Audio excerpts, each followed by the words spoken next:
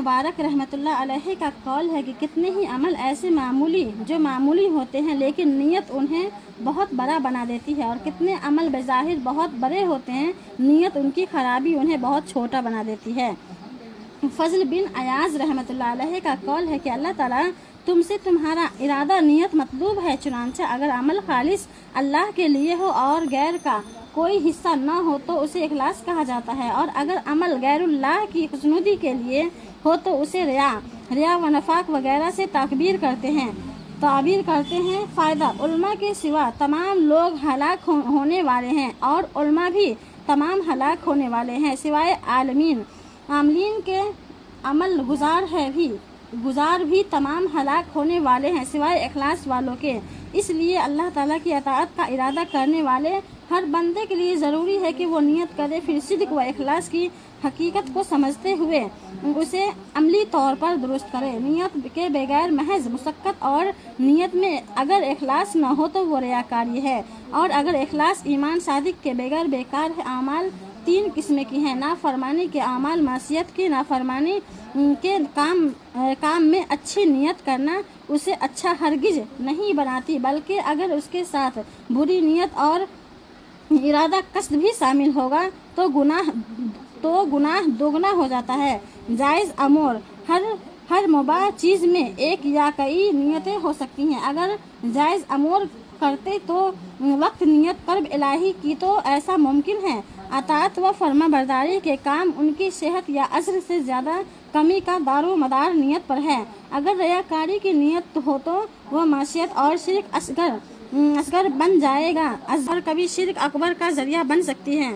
اس کی تین وجوہات ہیں: عبادت کا مقصود محض دکھلاوا، یہ شرک، اور عبادت باطل ہو جائے گی۔ عبادت اللہ کے لیے ہو لیکن بعد ازاں اس میں دکھلاوا آ گیا، اور صورت میں اگر عبادت کی آخری حصے جس میں ریاکاری آئی کے بنا انصار پہلے پر نہیں ہے، جیسے صدقہ، تو اس کا پہلا حصہ صحیح، آخری کا بالکل باطل ہوگا، اور اگر دوسرے کا دار و مدار پہلے حصے پر ہے اور وہ دونوں ایک ہی ہیں جیسے نماز، تو اس کی دو حالتیں ہیں: وہ ریاکاری کو ہٹانے میں کوشش کرے، اس صورت میں اس عمل پر اثر انداز نہیں ہوگی۔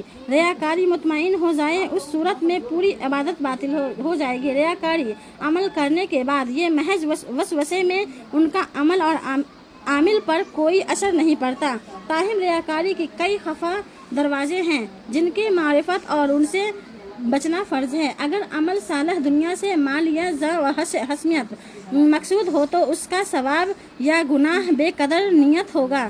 اس کی تین حالتیں ہیں: عمل صالح کرنے کا مقصد صرف دنیا کا حصول ہو، جیسے مال لینے کے لیے لوگوں کی امانت کروانا، تو یہ باعث گناہ ہے اور ایسا کرنے والا گناہ گار ہوگا۔ آپ صلی اللہ علیہ وسلم نے ارشاد فرمایا، اللہ کی رضا تلاش کی جاتی ہے، صرف حصول دنیا کی خاطر سکھایا وہ روز قیامت جنت کی خوشبو بھی نہیں پائے گا۔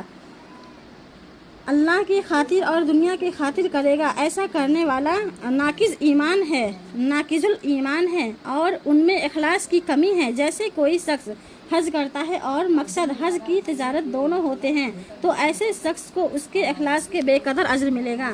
کام خالص اللہ کی رضا کے لیے کرے لیکن اجرت لے تاکہ اس عمل کو جاری رکھ سکے، ایسے شخص کا اجر کامل ہے، اس کا اجر لینا اور اس کے اجر میں کمی باعث نہیں ہے۔ ارشاد نبوی سب سے زیادہ اجر کا مستحق ہے، جس پر تم اجر لو وہ اللہ کی کتاب ہے۔